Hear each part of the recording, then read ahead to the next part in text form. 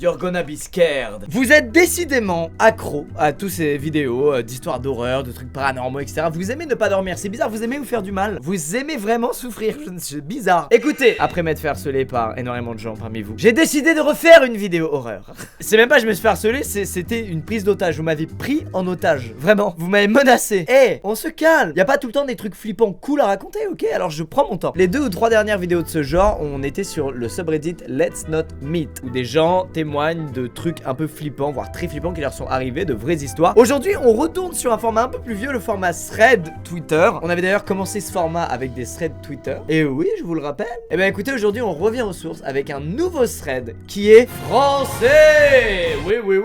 Et qui est, je trouve, excellent. Bref, c'est parti pour le thread de Elgatera, qu'on va appeler Michael tout au long de l'histoire pour des raisons de clarté. Et à la fin, on ira tous sur des forums obscurs pour en savoir plus sur tout ça parce que ça va nous faire bien bader. Michael explique qu'il a remonté récemment de sa cave une malle pour s'en servir comme élément de déco ou comme support. Comme il dit, tout va bien, me direz-vous. Et je suis déjà pas d'accord avec lui. Ne montez pas une malle qui est dans votre cave depuis un siècle pour faire la déco de votre chambre. C'est pas un bon plan, vraiment. Il explique que récemment, elle s'est mise à faire du bruit.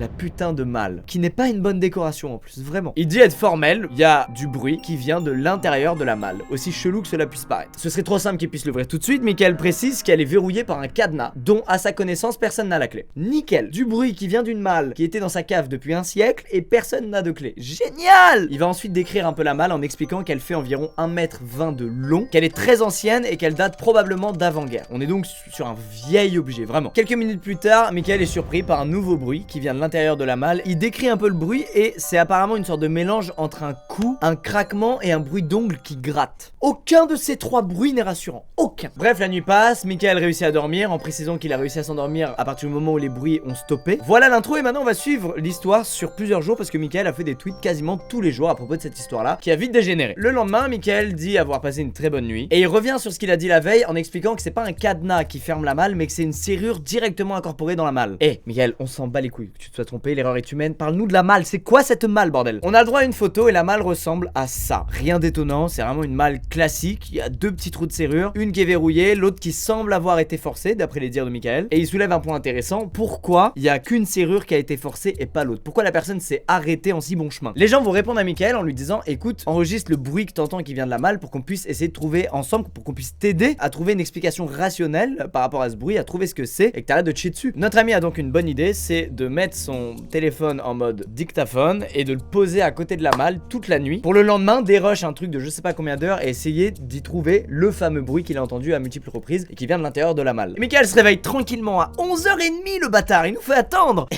Il explique qu'il avait une soirée la veille, etc. Mais ça a marché, il a 3 heures d'enregistrement. Je sais, vous êtes déçus, moi aussi, l'enregistrement s'est arrêté au bout de 3 heures. Mais il a quand même réussi à choper 2-3 moments où il y a eu des craquements et des coups qu'on peut entendre en mettant le son très fort. Écoutons ça.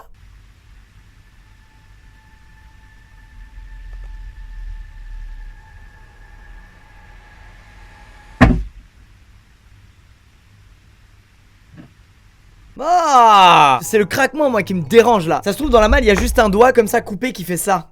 C'est horrible. Bon, Michael, on t'aime, on passe un bon moment tous ensemble. Mais maintenant tu prends ce qu'on appelle un marteau, un pied de biche et tu frappes sur ta malle pour l'ouvrir, s'il te plaît.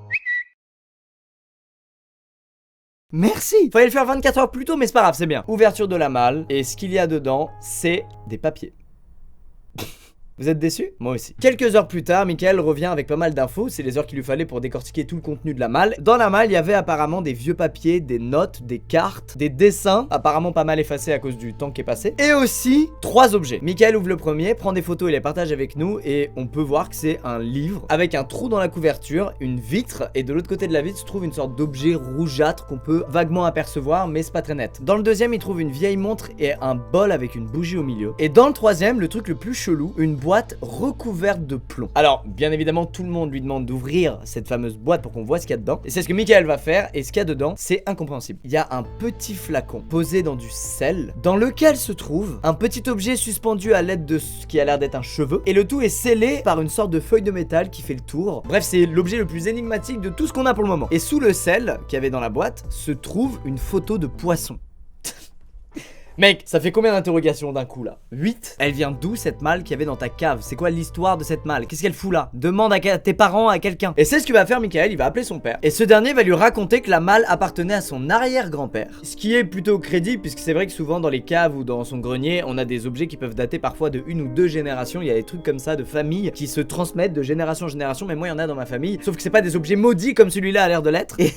Et apparemment, l'arrière-grand-père de Michael était dans l'armée et il a donc beaucoup voyagé, ce qui selon lui expliquerait la présence de cartes, de notes, de tout un tas de trucs dans cette malle. On a donc 3 éléments et on sait pas ce que c'est. Et là du coup les tweetos vont se lancer dans une grosse recherche pour apporter des infos à Michael pour essayer de comprendre qu'est-ce que c'est que tous ces trucs. Tout d'abord il y a quelqu'un qui a reconnu la page du bouquin qu'on voit et ce serait celle d'un vieux bouquin de 1886 qui s'appelle Le Monde avant la création de l'homme, écrit par Camille Flammarion. Et ce serait apparemment un gros bouquin qui compile 900 gravures. Mais à côté de ça, plein de gens vont dire à Michael qu'une boîte de plomb, c'est pas anodin et c'est souvent utilisé en sorcellerie pour confiner une entité. Yes! Le mec a une relique des frères Warren chez lui. Et il a ouvert le con. Il explique que lui, ça correspond pas à ses croyances personnelles. Il croit pas trop à tout ce délire de sorcellerie, de tout ça. Mais il admet quand même que la présence de sel le met sur la piste d'une sorte de sortilège. On en sait donc plus sur 2 colis, celui dans lequel il y avait le livre, celui dans lequel il y avait la boîte en plomb. Mais celui dans lequel il y avait la montre et le bol avec une bougie dedans, on comprend toujours pas. À partir de là, on n'a plus de news de Michael jusqu'en début de soirée, où il explique qu'il lui est arrivé un truc très badant. Il explique être parti faire ses courses et que sur le chemin du retour, quelqu'un l'a suivi. Ok, est-ce que t'es parano parce que t'as ouvert un truc maudit? Peut-être. Est-ce que c'est l'esprit que tu viens de libérer en ouvrant cette putain de malle qui est en train de te hanter? Peut-être. Oh, je suis heureux de pas avoir de mal dans ma cave là. Qu'est-ce qu'on est bien.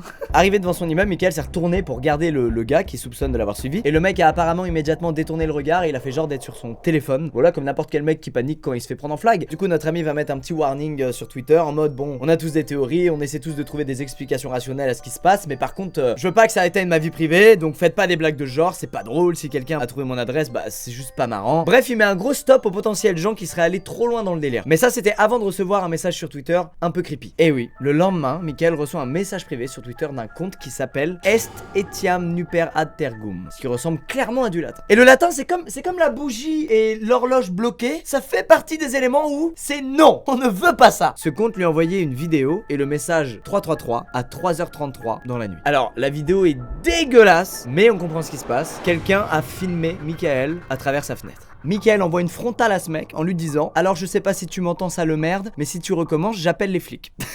Michael soupçonne l'hypothèse d'un pote qui lui fait une blague. Vu que le thread a pris un peu d'ampleur et qu'il a fait 1700 retweets, c'est possible. On a tous des potes un peu qui vont loin dans la blague, des gros déconneurs. Sauf que, il trouve que la blague est pas drôle. Et la phrase en latin veut dire: il est trop tard pour reculer. Moi je suis Michael, je remets tout dans la malle comme ça, je la mets dans du feu et je change de pays. Parallèlement, quelqu'un va lui expliquer que 3h33, on appelle ça l'heure du prince et ça fait référence à Satan. Alors cette personne précise qu'elle a aucune idée de si c'est un rapport, si c'est fait exprès ou pas. Mais voilà, elle lâche l'info comme ça, elle met Michael en PLS et puis elle s'en va comme ça. Apparemment, à cette heure-là de la nuit, l'écart entre le monde des vivants et celui des esprits devient beaucoup plus ténu, ce qui peut permettre d'entrouvrir la porte à certains esprits malveillants comme les démons ou les fantômes. C'est l'opposé de 3h de l'après-midi, l'heure des miracles, qui est traditionnellement considérée comme l'heure de la mort du Christ sur sa croix.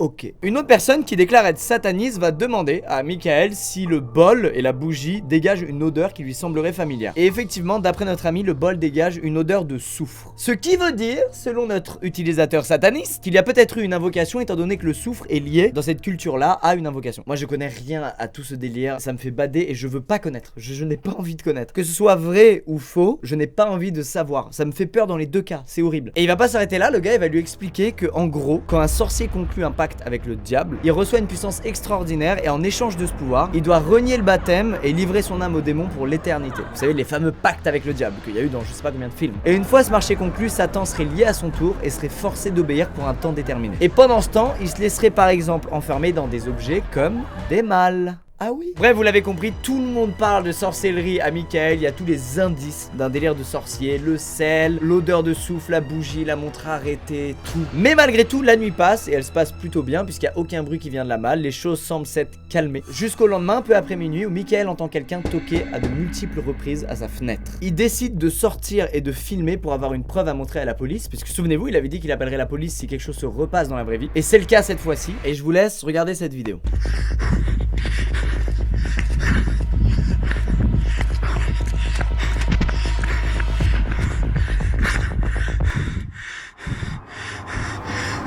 Un un mec capuché qui semblait fuir et qui, en voyant Michael le poursuivre, a décidé de ne plus fuir, de faire l'inverse, de défuir et de rusher vers Michael. Rassurez-vous, il va bien, il a réussi à rentrer chez lui avant de se faire choper et il a fermé à double tour sa porte d'entrée. Et cette fois c'est bon, il décide d'aller voir les flics le lendemain. Pourquoi le lendemain? Parce qu'il veut pas y aller à des heures où il y a personne dehors. Il veut y aller quand il y a du monde, ça le rassure, il est un peu en PLS, il devient un peu parano. Mauvaise nouvelle, Michael est allé voir les flics et ils lui ont juste dit ok, on peut rien faire pour toi. Effectivement, avoir une vidéo d'un mec qui court vers toi et qui est capuché, bah les flics ils peuvent rien faire. Ils vont te dire ah merde, bah si ça se reproduit et que t'as plus d'infos, viens nous voir. Mais là ça suffit pas. Et l'après-midi, il prend la meilleure décision. Il va voir un prêtre. Ah, il était temps. Sauf qu'une heure plus tard, il est deg et il traite le prêtre d'incompétent parce qu'il lui aurait juste dit viens prier ce soir, Dieu te protégera. Moi je suis agnostique donc je ne connais rien du tout à la religion. Mais en même temps, tu voulais qu'il fasse quoi ce prêtre? Tu veux qu'il vienne changer ta serrure? Qu'est-ce que tu veux qu'il fasse à part te dire ça? En vrai. Bref, la nuit passe, une nouvelle journée commence et là c'est un déferlement de mauvaises nouvelles et on approche en plus la fin du thread au moment où je fais la vidéo. Michael explique qu'il arrive plus à dormir, il pense que tout ça a un impact de ouf sur sa santé mentale. Il va même expliquer qu'il s'est surpris à se parler tout seul, ce qu'il ne fait apparemment jamais, et il aurait cherché pendant plusieurs heures la provenance d'une odeur de poisson pourri dans son appart. Le latin. Je suis chiant mais vraiment, le latin, la montre, la bougie, l'odeur de poisson pourri. Run away! Bref, il prend une décision importante cette fois, il va passer quelques jours chez une amie à lui et il a une bonne idée, qui est en réalité une très mauvaise idée, c'est d'emmener les colis ainsi que les cartes qu'il a trouvées dans la malle. Tu t'es hanté tout seul et en plus tu vas hanter tes amis, bien joué. Il explique que si ce à quoi il pense est correct, alors il aura besoin des cartes et du reste. Mais à quoi il pense? Eh ben écoutez, je sais pas, et en plus on va pas avoir de nouvelles pendant 48 heures à partir de là. Mais il va quand même finir par nous en donner et nous expliquer tout d'abord qu'il va mieux, qu'il a profité de sa quiétude pour se reposer, qu'il a pu faire le point sur la situation. Il va aussi en profiter pour remercier tous les gens qui lui ont apporté des informations, qui ont essayé de l'aider, de le tirer de là, et que toutes les discussions qu'il a pu avoir avec les gens qui suivaient l'histoire l'ont beaucoup aidé. Quand il dit tout ça, on sent qu'il a compris le problème, qu'il sait ce qui se passe, mais qu'il peut pas trop en dire sous peine de se mettre en danger. Il va quand même admettre qu'il a fait une erreur, c'est d'ouvrir cette putain de malle, et que selon lui, le truc le plus logique à faire, ce n'est pas de refermer bêtement la malle et de la remettre dans la cave. Il pense que le vrai problème est ailleurs, que c'est quelque chose de beaucoup plus vieux, que c'est quelque chose qui vient de son arrière-grand-père, que lui, 100 ans après, il pourra jamais savoir pourquoi et comment c'est arrivé, mais par contre, grâce aux cartes qu'il a emmenées, il pense savoir où c'est arrivé. Là, on n'a pas une news depuis 6 jours au moment où je fais cette vidéo, et les derniers mots de Michael, c'était il faut que je répare les erreurs de mon ancêtre, que je remette les colis à leur place. Je peux pas vous en dire plus pour le moment parce que j'ai peur qu'en vous donnant des infos, j'en donne aussi à ceux qui me veulent du mal. Et je sais pas qui ils sont, mais j'ai pas du tout envie de tout risquer pour un simple tweet. Ne vous inquiétez pas, je vous tiendrai au courant de toute avancée dans mes recherches. C'était il y a 6 jours! Michael! Est-ce que ça va? Est-ce que c'est toi maintenant qui te trouve dans cette malle et qui va gratter la paroi de la malle comme ça pour faire peur à son prochain propriétaire? Putain! Eh bien écoutez les amis, je crois que nous arrivons à la fin de ce thread au moment où je tourne cette vidéo et je trouve ça très cool qu'on n'ait pas encore la fin. Ça faisait longtemps qu'on n'avait pas fait un thread où des histoires autour du diable, de la religion, des sectes, des reliques, de la sorcellerie. J'avais envie de faire ce thread aussi parce que j'ai reçu, après avoir fait pas mal de vidéos sur les trucs d'horreur, etc., beaucoup de mails de gens qui témoignaient des trucs bizarres et c'était toujours autour de la religion. Des trucs qui se sont passés dans leur enfance, genre des croix qui se sont retournées, bref, j'ai reçu plein de trucs de ce genre là. Et d'ailleurs, les rares films d'horreur devant lesquels je suis vraiment mal, c'est ceux qui traitent de ça. Ça me fait bader, ça me dépasse, ça me met mal. Je connais rien de tout ça en plus, donc j'ai pas de trucs rationnels pour me rassurer, juste je me chie dessus et je fais ah! J'ai adoré ce thread, j'ai hâte de voir la suite. Je sais pas quand ce sera, mais il y aura probablement. Je vous mettrai le lien du thread du coup dans la description pour que vous puissiez checker la suite en direct. En tout cas, passez une bonne nuit. Si vous avez une malle, eh ben écoutez, mettez-la dans la cave et la remontez jamais, hein, pour cette nuit. Comme ça vous dormez bien. Et on se dit à bientôt dans une prochaine vidéo. Au revoir, à très vite.